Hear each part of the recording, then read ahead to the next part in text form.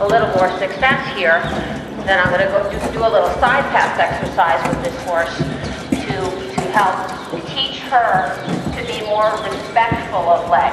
She's responsive of leg. She's just not respectful. And again, she's had a good effort, but I really want her to understand straight. If she jumped forward so far that I would have had to snatch her in the mouth to prevent her from going forward, I would have let her go forward. Because it's the last thing that you want these horses thinking about is pain.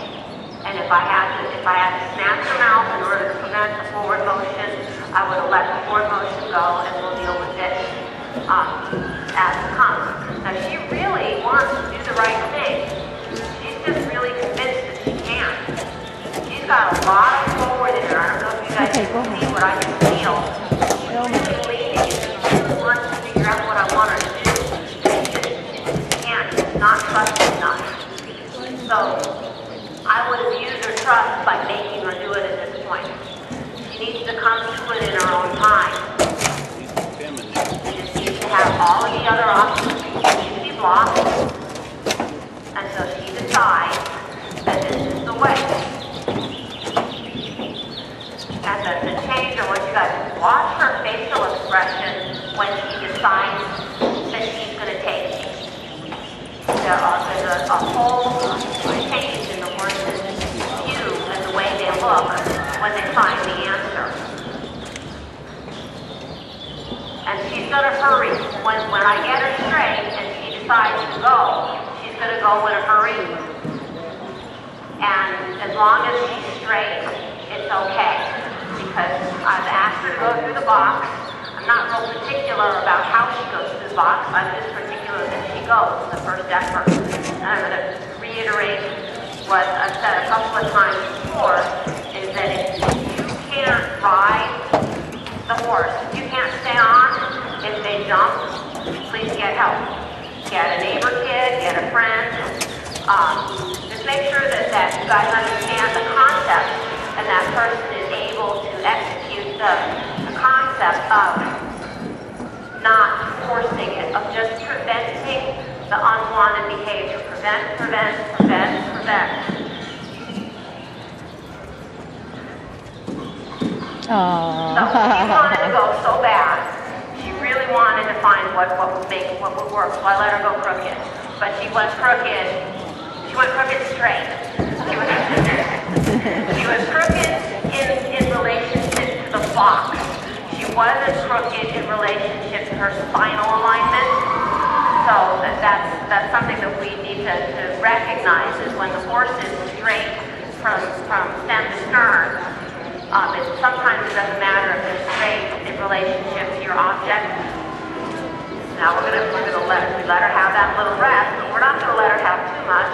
We're going to come at it from the other way, and we're going to use her friend over there. I think she just met Ned recently. She's become pretty attached to him, and she may be able to use that to help us get her straight across. So we have a buddy right across the way. And again, not straight, but it's a different kind of crooked. Again, we're gonna work on this side pass behavior real quick, because I think it's gonna help us. So she's not respectful of my leg. She's responsive to it, but she's not respectful of it. I'm gonna teach her to respect my leg. Okay, we're gonna work on two things. We're gonna work on side pass and turn on the forehand. So side pass, I'm going to look the direction I want to go. I'm going to add leg. And as soon as I get a reaction, as soon as I get a response, I take the leg away. She doesn't require much. But notice every application of a leg elicits a tail switch. Okay, she's resentful of it. If I were to put my leg on her and leave it on her and not give her a release after every correct response, then all I would be doing is chasing her with my leg. Okay, so she's a little better off the left leg than the right. Yes?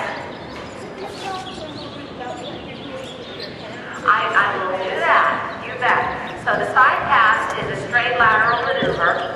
You initiate it with your leg.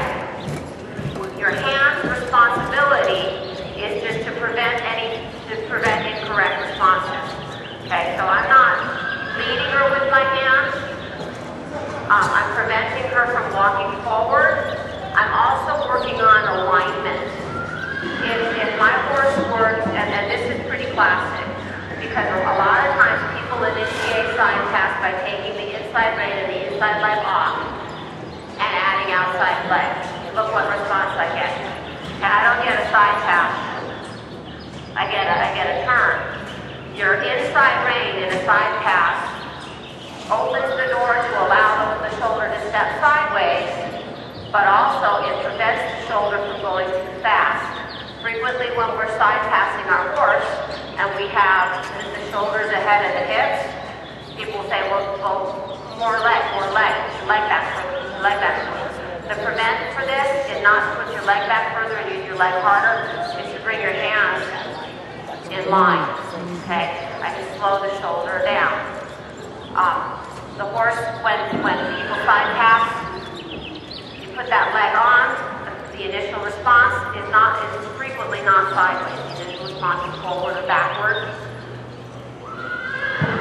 So the hands just prevent forward, and also if she were to be backing up, I'm using my hands enough to control that shoulder. If she were to be backing up, I've released my hands forward. Okay, so now she's side passing pretty nicely. We have a lot less tail swishing. And you notice my hand is moving forward side to side. I'm opening the door for the shoulder and then I'm closing it up again. I'm feeling that she's starting to get ahead with her shoulder, and I just throw that rein in as a block. It's not pulling back, it's just moving side to side. Okay, so the next thing we're going to do is a turn on the forehand. A lot of us are familiar with natural horseman techniques, where we disengage the hind haunches. Okay, a disengage the haunches is not a turn on the forehand. A disengage the haunches is again, as indicated by the title, a natural response. It's a physics thing. If I pick up this rein and pull it this way, the hip is going to move. The difference between a turn on the forehand